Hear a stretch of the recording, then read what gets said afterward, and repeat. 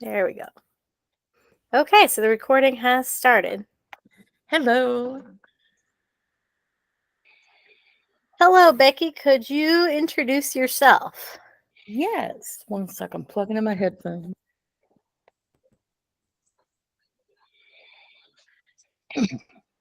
Okay, I am Becky Muth. Um, I have been managing social media accounts since 2015 or 16. Officially since 2016, but unofficially for some nonprofits a couple years before that. Um, and I'm always on social media. And just like a carpenter who like never fixes repairs in his own house or a plumber who always has a leaky faucet, my social media on my Facebook page always needs help.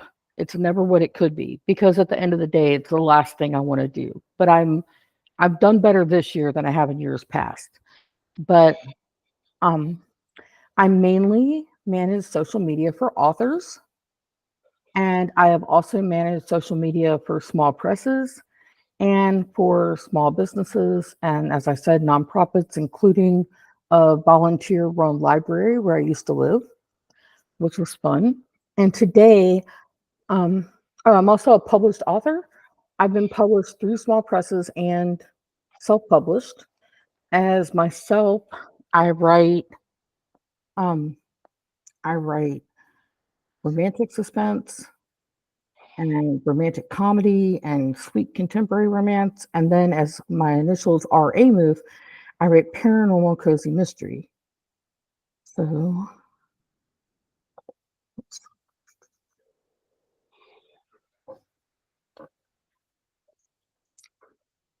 oh, let's see if we can get in presentation view.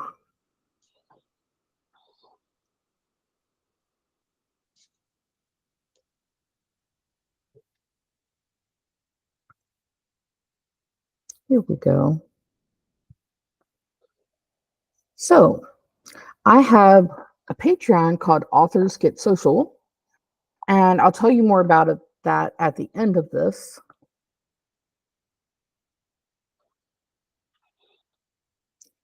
So, I joined Facebook in 2009 after a family vacation to South Carolina, strictly as a way to share pictures with the family members who couldn't be there.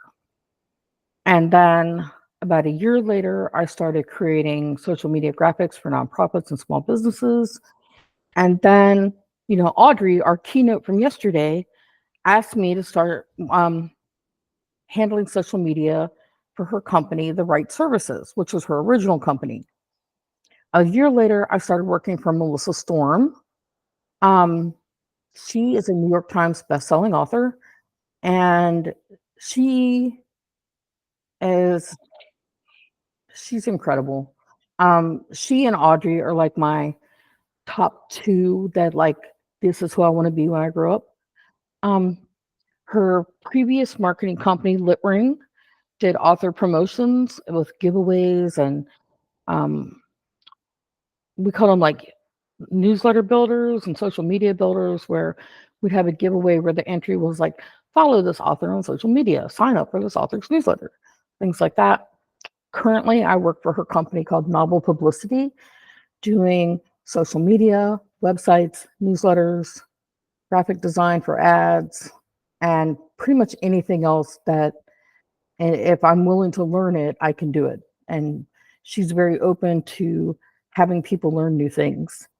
Her previous two indie presses, Sweet Promise Press and Whiskered Mysteries, she has since sold both of those, but I worked for both of those when she had them, and I worked for her pen names, including Melissa Storm, Molly Fitz, who writes Cozy Mystery, and Luna Ryder, who publishes Fantasy Adventure. Her first book will be published on October 1st, and it's going to be blurbed by Luke, I think I'm saying his name right, Gygax, and he's the son of Gary Gygax, who co-created D&D.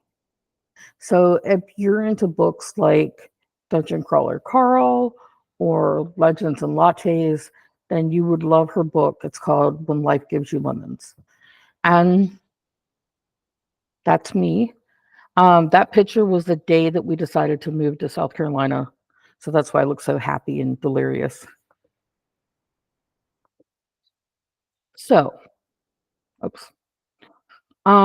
This is not just for cozy mystery authors. I normally give this talk for cozy mystery authors, but the everything can be applied to any genre. So the first thing I always get asked is, where should I post? What social media network should I use? Well, that is going to depend on who you are and what you write. Um, you have to ask yourself, what are your primary goals? What social media network are you most comfortable using? And where are your readers? Now, this is something that we just have been dealing with Melissa's different pen names because as Melissa Storm, she writes women's fiction and sweet contemporary romance, and all of her readers are in the like 40 to 80 age group. A lot of them 60 to 80-year-old women, a lot of people in nursing homes, a lot of grandmothers. But with her new book that just came out as Luna Rider, the demographic is totally different. It's millennials and younger, and it's all genders, even, it's non-binary readers, it's everyone. And it's not just a bunch of old ladies who want to read this book. So she has had to rethink her social media. And whereas with Melissa Storm, we can get by with like Facebook and Instagram and Pinterest, her readers for this new pen name are not really on Pinterest at all. So we've been revisiting that. So the one thing I tell authors when they ask me, where should I be posting? I pretty much give them the same answer. Pick the place where you're most comfortable. For me, that's Facebook. And then pick somewhere that's a little bit outside your comfort zone. And for me, believe it or not, that's Instagram, which is weird because it's owned by Facebook. You can mirror posts and everything when you use Facebook Scheduler, but that's how it is. And then once you get comfortable using both of those networks, add another. The one thing you never want to do is try to do all the social media networks all the time. I tried that in the beginning. It's a newbie rookie mistake that a lot of authors make, and you don't have to do it. Please don't do it. You're going to burn out. I don't know any authors who are using Snapchat right now. I see that on there.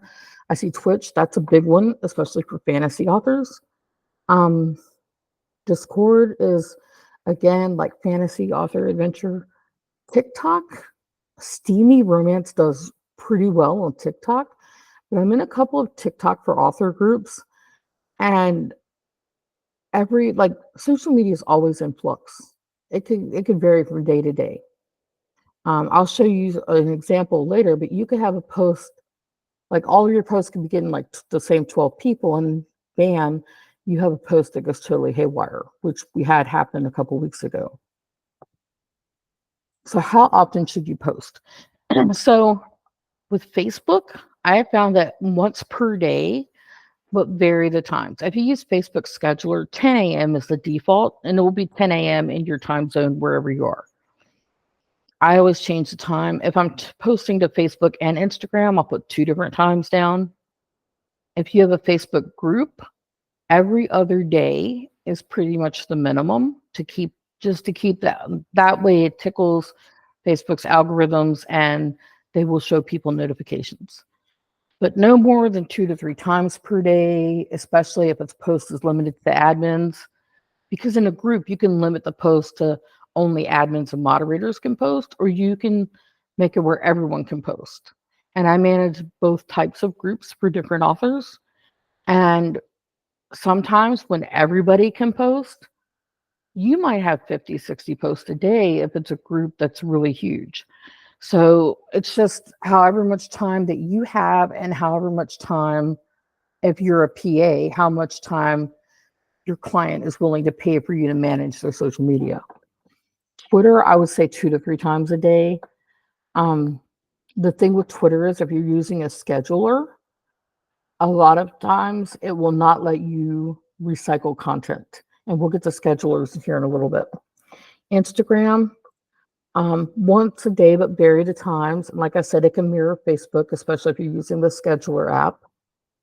For Pinterest, about once a week is good. LinkedIn, about twice a week. I don't know a lot of younger people who are on LinkedIn. And if your reader is a younger demographic, then like I don't use LinkedIn at all. I have an account there. I have an account pretty much everywhere that I can, but it's mainly just to save my name there in case I ever want to use it. BookBub is one that gets overlooked a lot. I recommend reviewing. You can recommend a book or you can review it, your choice. I suggest going in about once a week. And BookBub is a free platform for authors to use. The only time you ever pay is if you want to do a BookBub ad or if you want to apply for a BookBub featured deal. Now, and I think there's something else you can pay for, but most of all, it's free. And once you get a certain number of followers, it used to be 1,000. I'm not sure if that's still correct. And if you, depending on how you market your books, it can be pretty easy to get 1,000 followers. So once you get 1,000 followers, every time you have a new book come out, they send that to all your followers. So if you only have like 200 newsletter subscribers, but you have 1,000 BookBub followers, they're doing the hard work for you for free. So they're sending that out. Goodreads, you can do things like create lists, create Q&As, and if Goodreads is your sweet spot, then I suggest going out about once a month to really create something.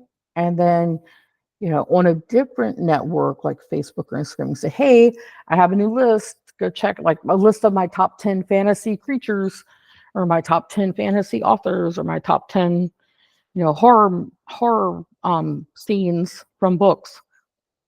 And then you can check weekly for comments and messages because people who follow you can message you on Goodreads. And I have missed some messages that way because I don't have notifications on for it and I never think to look. So you can save time by planning ahead. And the key is to have a social media plan that looks as organic as possible so that you don't come off as sales pitchy or boring. I know one person who I kind of follow them on, social media, and every post, and this is not exaggerating, every single day there's a post and they're like, buy my book, buy my book, buy my book. And it's like a broken record. They have several books out. The books are very well written. The content is very engaging, but their social media is not because you don't have to ask people like coffee or tea, dogs or cats, but you want to ask them things that are not related to your books as a way to get to know your readers. Because when your readers like you, they're more likely to trust you, and readers are more likely to buy books from authors they trust. And I have a Kindle Paperwhite with like 4,000 books that is proof of this. So, and it's mainly authors I like. So what you want to do is grab a calendar, and you could just Google blank calendar. It doesn't even have to be for this month, just blank calendar. Or you can like blank September 2024 calendar. Print it out, or you can just download it and do it like in Paint Shop or Canva or whatever. And you just want to make a list of the categories that help shape your brand. So you want to do like engaging questions, quotes, phrases, and sayings, book reviews and recommendations, excerpts, blurbs, and taglines, odd holidays. That's my favorite category. And then here is my 3-step method for how I create calendars for authors. First, I fill in all the holidays and special days. Then I fill in promotions. And then I fill in the rest of the month with the content categories.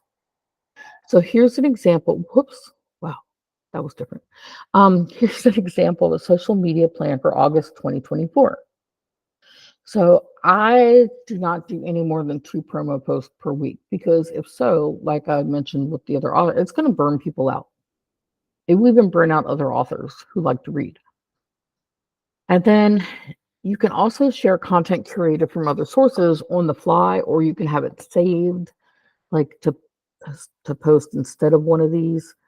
And this is the calendar that um, my Patreon subscribers got in August. So as you can see, I can't blow this up, unfortunately, but as you can see, it has the Dog Days of Summer, National Book Lovers Day, engaging questions.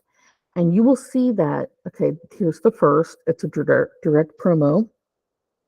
And, the rest of these fall pretty much on Wednesday and Friday. The reason for that is people get paid on the 1st, the 15th, Wednesday, and Friday. Those are the four most popular times that people get paid. So those are the days that you want to promote your book, because I get paid every week on Wednesday, and every Wednesday I get a new book, even if it's a 99-cent book. I have Kindle Unlimited, so I get to read like all the Kindle Unlimited books for free. But I'm still more likely to buy a book outside of Kindle Unlimited on Wednesday or on the 1st when my husband gets paid. So this is a nice little bonus there. But you can see it's like this or that. Ask readers if they prefer this place or that movies. And then there's some social media, like remind readers to follow you. Remind me to read. There's normally one about signing up for your newsletter. Quote, scavenger hunt, show me the oldest book on your bookshelf.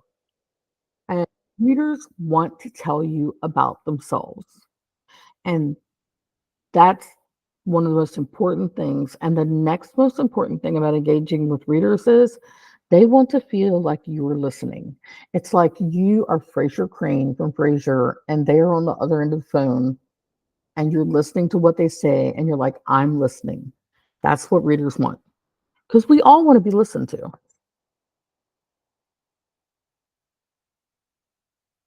Just checking for questions. Okay, I will get to that about email newsletter and social media. That's a great question. So there are ways to schedule. Nobody can be on social media 24/7. And like, if you're on there every day, like spending an hour or two trying to figure out what to post, that's time you could be writing. So there are a lot of social media scheduler apps. I personally use one called Social Bee. I got like there's a thing called AppSumo, and I got a lifetime deal like ages and ages ago. But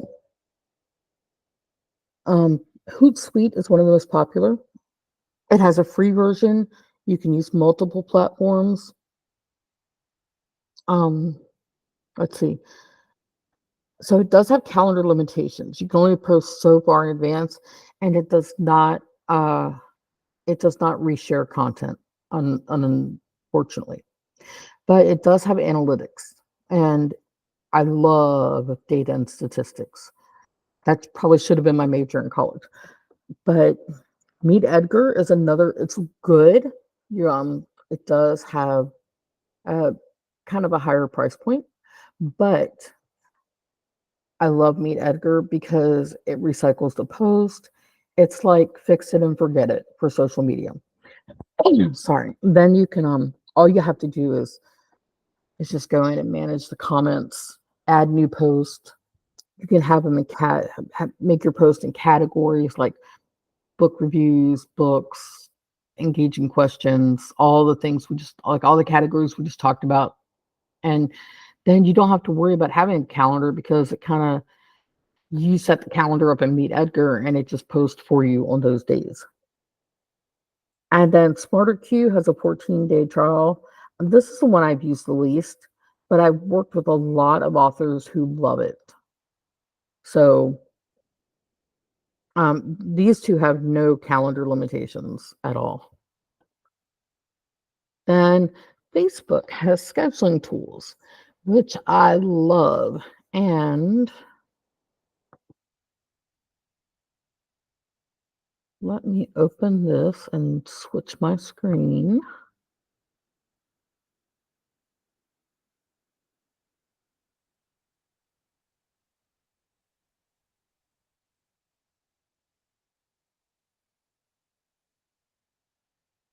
Okay.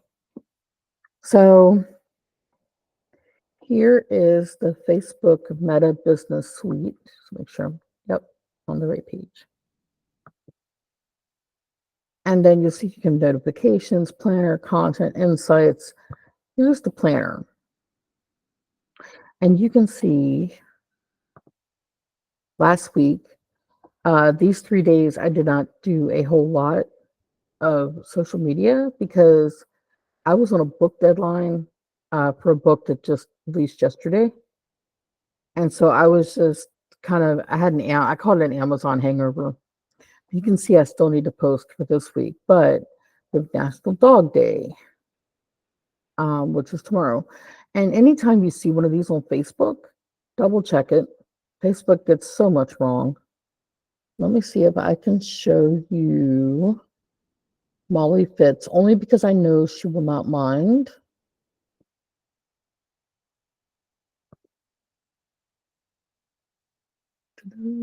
Here we go. So you can see for Molly Fitz, I schedule 10 days in advance. So next week I'll be going through and scheduling the first week of September plus a few days. But you can see here, when you share a post that has already been done, it will show you like, this is posted an hour and 40 minutes ago. It's had, 13 views. It was just this is one from Meet Edgar. But you can see the one from here, which posted a little bit after that. There's some comments. These reactions are lower than typical, and I will show you why. Because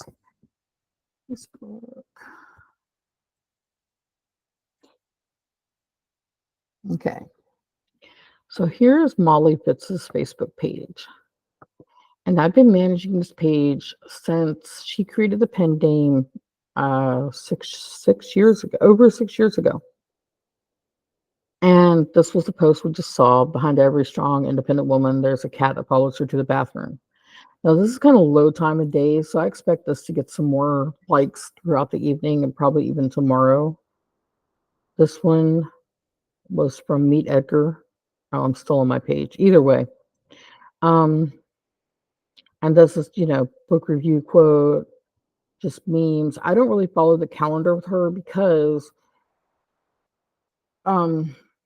this pen name is so quirky that I can just pretty much post whatever and it gets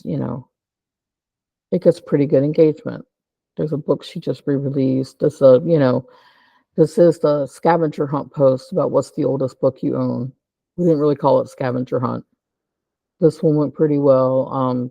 Well, the choose your house posts are like my new favorites, and all I do is I pick 3 things that are I pick 3 things that are in like the same category. So like these are all nocturnal animals, cats, owls, wolves.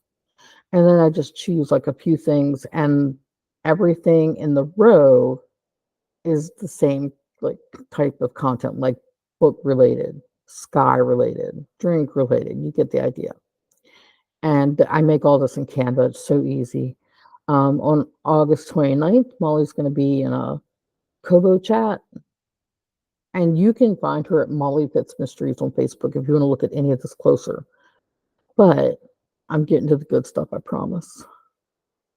Oh, this one on a scale of cat, how you just in Google Images, put on a scale of meme, and it will show you all. Like my favorite is Betty Davis, which I have used for my Facebook page.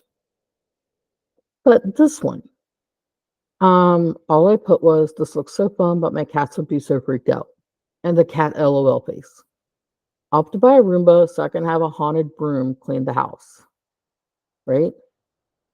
47,000 reactions, 5.6 thousand comments, and 17,000 shares. We did not boost this post. This is totally organic. Sometimes you will have a unicorn post, which hits all the right things. Now, normally I tell authors, make sure you have a call to action. Like, tell me if this is something like normally I would have added something like, I would have said, this looks fun, but my cats would be so freaked out. How would your pets react? Tell me if you'd do it. Tell me if you show me your cat, something like that, right? I did none of that. I did a lot of stuff wrong with this post, and this is the post that blew up. I have a friend who writes cozy mystery and paranormal romance, I think, and she posted on Instagram, did not use hashtags, used the wrong phrasing. Like she wanted to use a certain phrase and totally forgot and left it out. And that post went bonkers with likes and with reactions and comments and things. So sometimes you can do everything not correctly and it'll just go gangbusters. So I definitely wanted to show you guys that. But those are Facebook scheduling tools and they're super, super easy to use.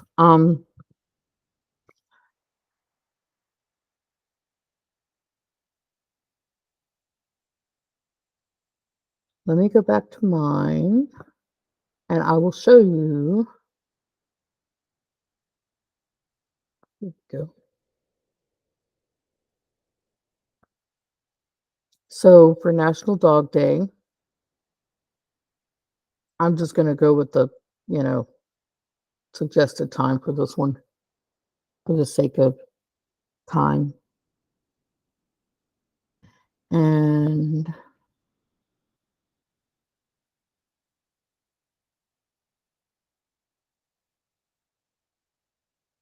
so this, I always like posting things that are honest, but also will connect with my readers. So this would be Happy National Dog Day.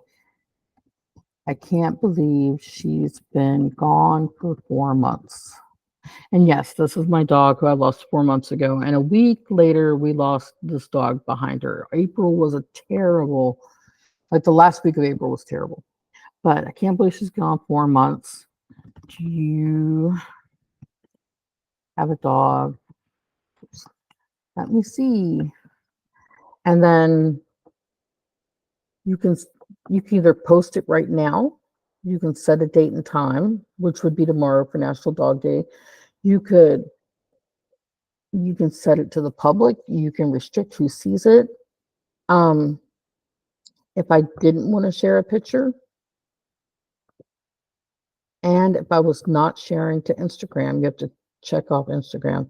And you can also share to groups. You can see here, you can see the groups. Of course, my group's at the bottom. So if you don't want to share a picture, Facebook has these beautiful little backgrounds. And so I would just use like this, sad rain kind of schedule. And I'm just going to finish that later.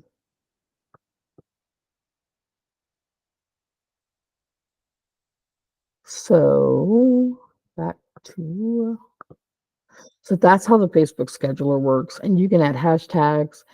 I forget how many pictures you can show, but if your picture is not, if you're sharing to Instagram and you have a picture that's tall, it's going to ask you to auto crop it and you can select how it gets cropped. They make it it's really user friendly considering it's Facebook. So also another thing you want to use is emojis. And don't overuse them. Make sure they're relevant and use a variety. I don't use more than 3 emojis. I see some people posting like whole lines of emojis. And I think it's a little excessive unless the post really is like if they're using the LOL face and it really is that hysterical. Which some posts are pretty funny. But really, you can get by with 3 or less.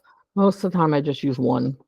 For Molly Fitz, we exclusively use the cat faces, um, unless it's, like, a giveaway and I used a present emoji.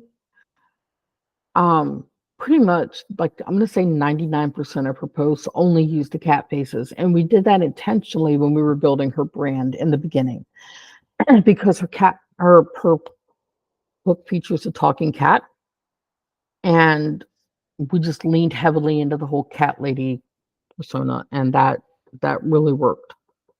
Her first 3 or 4 books hit the USA Today bestseller list with basically just a book club ad and some Facebook ads, and it was awesome. It was awesome to see. So like I said, for Molly Fitz, or I mean, for Melissa Storm writes sweet romance. She also writes women's fiction now, but hearts, dogs, tulips, and books. Tulips are her favorite flowers. Hearts for the love. Dogs, because she has a Chihuahua who's adorable. Um, Molly Fitz, like I said, we just leaned into the cat faces. For me, um, my my logo is a sunflower with a ladybug on it. So I probably should have a ladybug here too, but I don't always. But coffee is my thing. I was a little bit of running behind because I spilled coffee near my computer and was trying to get it all mopped up. So I always have coffee with me. And the blue book for romance is because we have tested this in ads, and the color blue resonates best with romance readers. I don't know why. We tested like different we did like A/B tests with different ads that have like different filters and different images, and blue always goes best. Um, Sometimes I'll put a detective, sometimes I'll put a cat because my books all have talking cats. One of the cats used to be a hot Irish guy who had having the curse broken and things like that. I use orange because red, orange, and yellow are more clickable. Um, so I use those colors with my mysteries. And you can use a variety, but just make sure they're relevant. Like I've had a book that was, hey, um, I wrote a book about a talking cat who likes to eat sushi. I wouldn't use the cheeseburger emoji, for example, you know, even though I love cheeseburgers. So, um, unless you write steamy romance, be careful that you know what certain images represent. Um, we did a giveaway for one of Melissa's pen names that the book takes place in Georgia. So I'm the one who selects the giveaway prizes, and I selected a peach emoji sticker, and it was I didn't know what it meant until later. So be sure you know what your emojis mean. And Porter, I'm right there with you. I manage social media, and I kind of wish I didn't have to use social media some days. So it but I'll show you something that I have that helps. It helps so much. So hashtags, the everything pound sign, if you're old like me, they are a must for Twitter and Instagram because that's how people find you. Hashtags, let's see. These are some of the ones I use when I'm doing my books. But you can just, if you go to Instagram or Twitter or X or whatever they're calling it now, and you start typing in your your topic, it will give you some examples of hashtags that are, popular right now. So you can use those. You can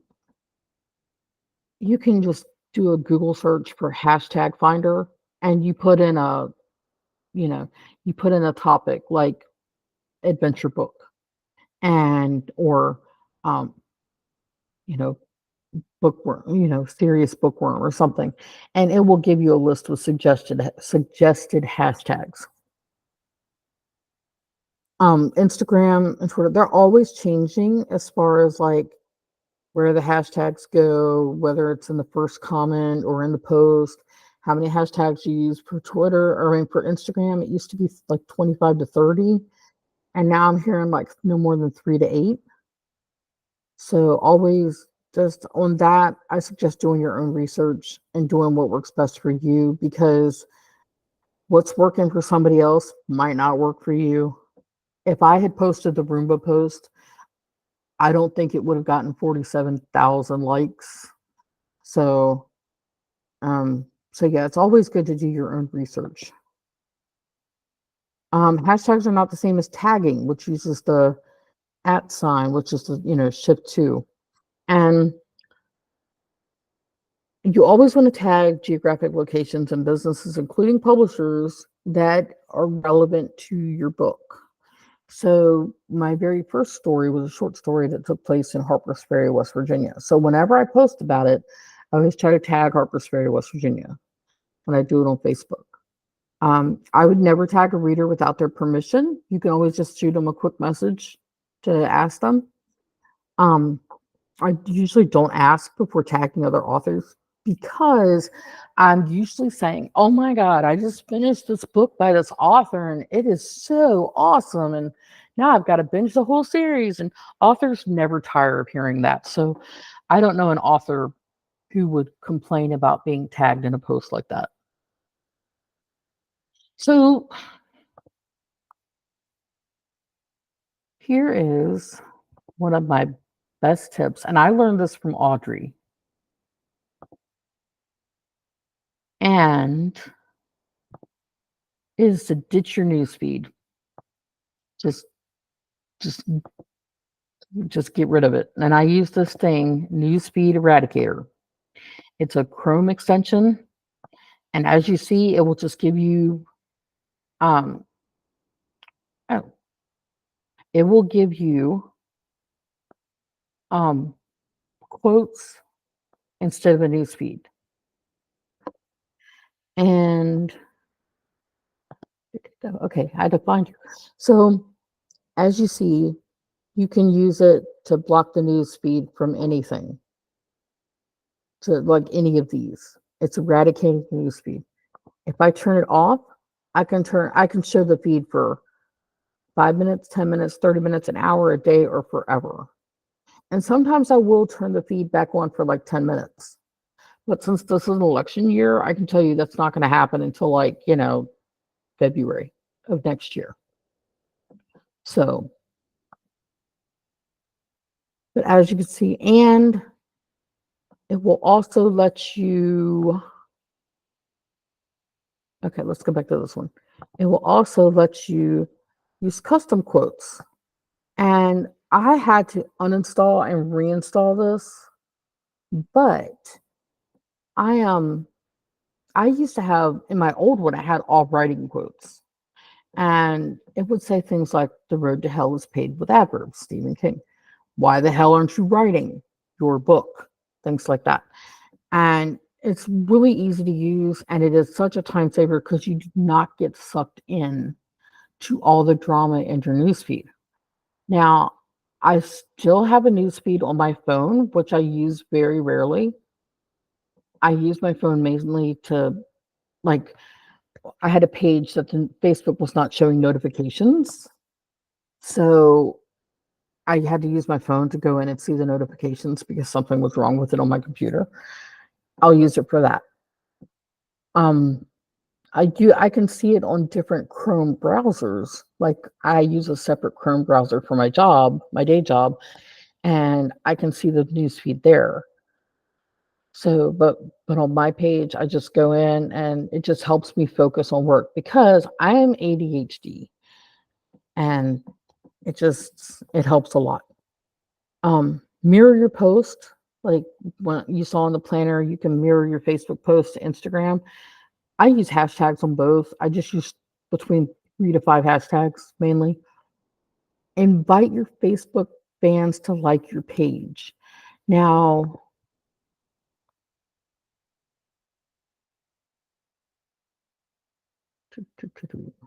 so here's how you do that. See, this is following. This person was invited. This person's already following. This one, slow burn romance, 200 pages, and there's no kiss. Which is my books. I've already invited these people.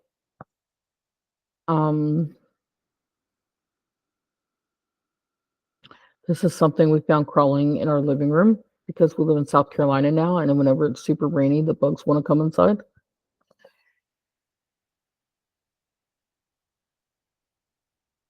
But you can see if someone was not following, it would say invite, and then you would click it and it would say invited. So apparently I've already invited everybody in the world. Like and react to as many comments as possible and reply to them. I only like all the comments, but then for like the most special comments, I'll put a heart. If it's a sad comment, like here's a picture of my cat who died last year, I'll do the hug reaction or the sad face reaction, something like that. So, and especially if it's someone who comments a lot, because that will keep them coming back.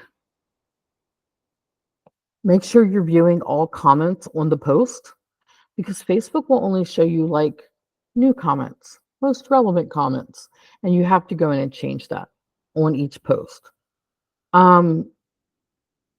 Giving up Facebook games was a big one for me because I used to play all the games, and you can explore phone apps for Facebook pages and groups where you can just like they have the meta for phone iPhone or something, and you can just go in and manage your pages from that.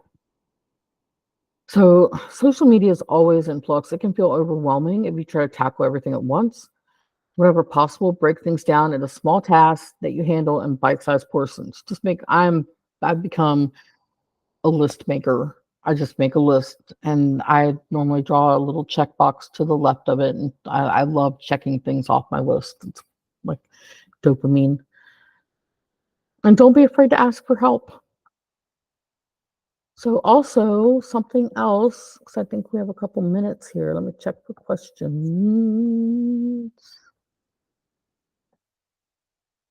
Yes, I also call it Twix. I think we've discussed that, Ross. Where am I? So one of the things I am going to give you guys is sometimes you'll get to do a social media party, whether it's in your group, it's in another. I am in some promotional groups for different genres. Like one's a suspense slash paranormal group called Midnight in the Garden of Readers, I think. So once a month I have a takeover day where I go in and take over the post. So the title of what I'm promoting, if it was a sweet romance book, it would be my new book, Myrtle Beach Melodies. And the party theme would be music. So there's scrapbooking sites that have title suggestions that are a great source of inspiration. I feel like 25 years ago, I used to be really into scrapbooking, and now it's junk journaling. But one is called theperfecttitle.com. So if you're looking for like a title for your party, you can do that. And this is something I will share the PDF so that you guys can download it. But consider the time zones of your readers. Like if you're in the UK and your party is from 9 a.m. to noon your time, it could be 7 to 8 hours earlier on the West Coast. So like you're like, oh, 9 a.m. is perfect for me. So then ask the admin of the group or whatever if you can if you can schedule your post, what social media platforms you use. And this is really good for like a new release. So I always create a folder that it says takeover post and it has the date like August 2024 Midnight Garden, like that. And then I'll know, so like I'm not using the same post over and over again. So Um, we did one for Melissa Storm's launch party for the Black Cat Crossing box set. And so it's just a list of things we found on Pinterest that we used for it. You can also create your own post. Um, if you post once every 12 minutes, then you leave 11 posts for a 2-hour party. And 11 is not horrible. And this is the exact schedule that we followed for Melissa. And this is not necessarily like midnight, like 24 after midnight. This is just like, 48 minutes into your party, an hour into your party. And here are some types of social media posts. Like I said, the choose your house with a whoops, Grammarly kicking in. Only keep one has to go, this or that, unscramble the words, word searches. Okay. The top 5 mistakes authors make with social media. Number 1 is no branding. This is something that's no longer available, and I'm just going to delete that right now. So, and I'll replace it with something else. Inconsistency, post 3 to 5 times per week minimum, for Facebook, Instagram, and schedule in advance whenever possible. Only posting about your books, which we discussed, and I could go on and on about, but I won't. Trying to be in all the networks all the time, which we already discussed, and throwing in the towel too early. Social media is ongoing, and your list of readers is ever changing, so don't throw in the towel at all. If something's not working, try something else. Because you have got this. You can do this. Especially if you're on social media anyway. Newsletters. So, I would define branding as everything that represents your authorship. So for me, I don't know if you noticed, I had a little coffee girl logo that represents both my pen names. My publishing, when I publish as myself, it's under Snarky Coffee Girl Publishing, and that's kind of the brand for that. And the pink, the blue, the yellow, I have that throughout. I have certain fonts I use depending on which pen name it is. All 4 of those fonts plus a generic font that fits in both. So it's colors, fonts, your logo, any images. Like I use a lot of beach images. I use even more coffee images than that. Just anything like the theme of who you are as an author. And newsletters. So newsletters fit into social media. Before I would say that they might not, but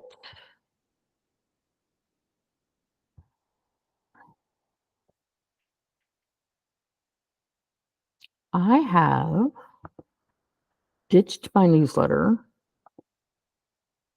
and I went to Substack.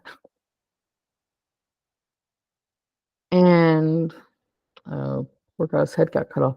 So my husband and I, we met after at least 2 years of people trying and failing to set us up on blind dates. And then once we actually met, we found out our paths had crossed so many times that we didn't know each other. So that was kind of the theme of my book that I just wrote. So it's called Have You Met Jimmy? Because that's, and then once I did, my life was never the same. But this is my newsletter now. It's on Substack. Everybody can read it. And as you can see, I have 3,500 subscribers, which blows my mind. And I did most of those through BookFunnel promotions. Just where you can join BookFunnel for like $10 a month, and you can join group promos. If you have a reader magnet that people can read for free, they download it, and in exchange, they have to sign up for your newsletter. And I joined some newsletter swaps, and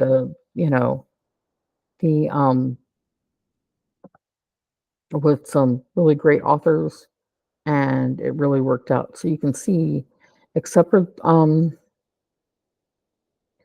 my open rate is pretty much, anywhere between like 37 and 45%, which is phenomenal.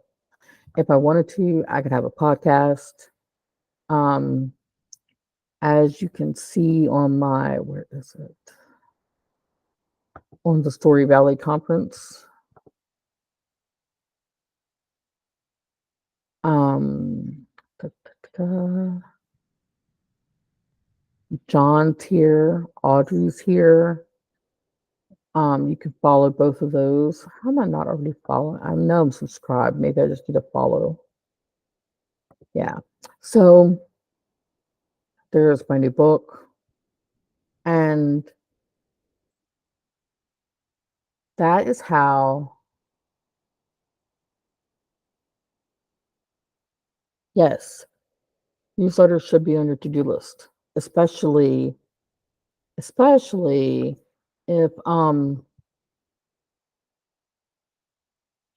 you don't want to pay for a newsletter, this is the way to go. Because Substack is free.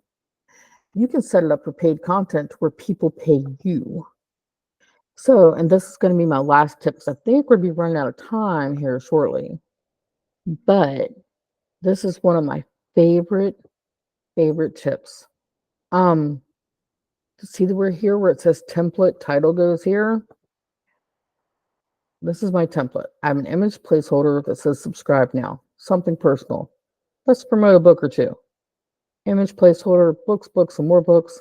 That's all for now. And here is everything I used to type in by hand at the end of every newsletter, and I would always forget something.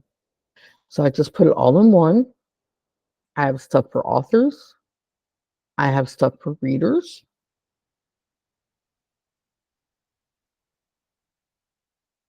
But what I do is I click here. I don't know if to show you.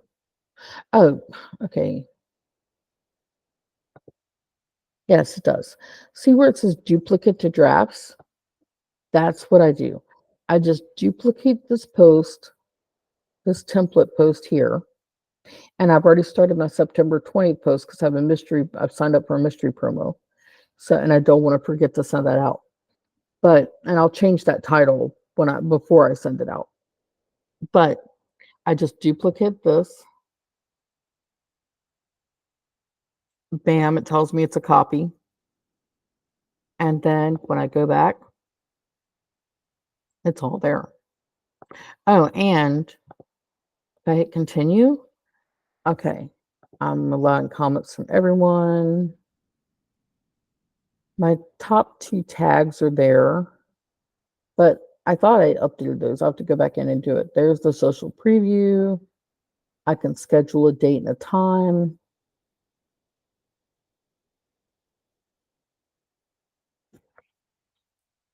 I want to cancel all this. But yeah, you can set up everything. And then it makes it so much faster. I want to delete this one so I don't I accidentally sent one that wasn't completed. And at the bottom, it was like, books, let's share some books. And you know, what you just saw. And so then I had to send out a second one, like an hour later, they went, oh no, something went wrong. So, and explaining that, like, I use a template and I didn't have it completely filled out. And so you can definitely move your newsletter. And like, if you're paying like MailChimp or Mailer, like the only thing is you don't get an automation sequence. So if you have an automation sequence where someone signs up for your newsletter and they get the welcome email, and then like a week later they get, here's my books email, and then a week later they get like, here's my dog, which I used to have all that. Now it's just some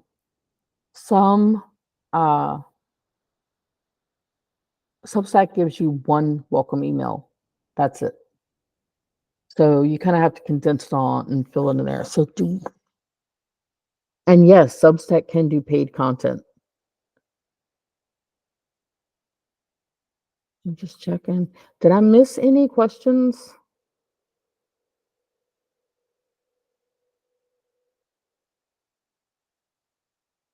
I see the note about John hates emojis, and I'm much more aware now of how many emojis I use. when I'm in his Discord server.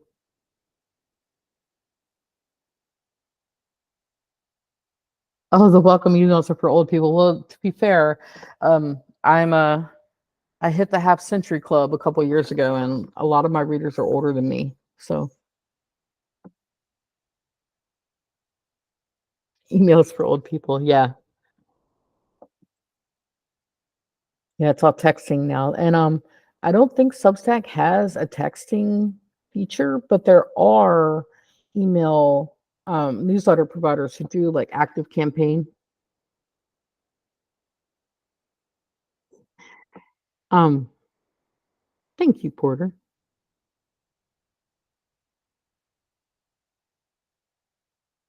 Thank you. Um, so yeah, active campaign has a feature where you can send to your subscribers via text messages. Substack does have an app. Oh, thank you all. Um, Substack does have an app which I don't use, even though it is on my phone. That's how I found out about notes. I accidentally sent one through my phone, and I was like, "Oh no, I sent a note. What did I do?" So, thank you, Dell. So, are there any other questions? Last chance. If you have any questions after this, or like after it wraps up, you're like, "Oh no, I wish I would have thought of this," you can reach me at author@becky.com. And I appear as a cat because this I appear to a lot of my readers, and because I write books with cats in them. And I have an upcoming series, probably 2026 ish. Because I have things I have to write first, but it's about a little orange cat who lives behind a restaurant, and he's like, "Okay, I'll help you solve the murder, but you have to fix me like tuna tartare or whatever." So, and I'm a total dog person, but we have feral cats who live in the woods behind our house, so they kind of inspire some of the characters in my books. So, thank you all for coming. This was fun. Thank you so much for doing this, Becky. Oh, thank you for having me. This was awesome. Yeah, I've totally learned so much with but even with obviously I learned even more with it. Like you didn't give me such a crash course before the conference. So Yeah. I really appreciate all of that. Just so much learning, so much to nail, which you are clearly very good at. Well, thank you very, very much. Yeah, I'm definitely walking away with a to-do list of like, okay, do this and that. And it Yeah. doesn't feel overwhelming. It's just things that having a direction instead of floundering. Exactly. Yeah. Yeah, it's like a roadmap.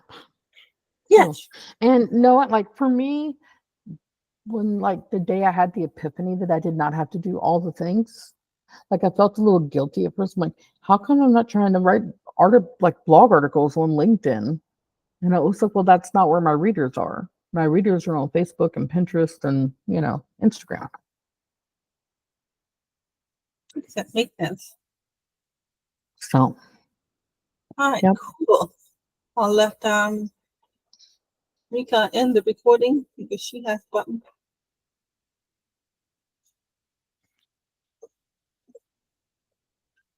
Hold on a second here.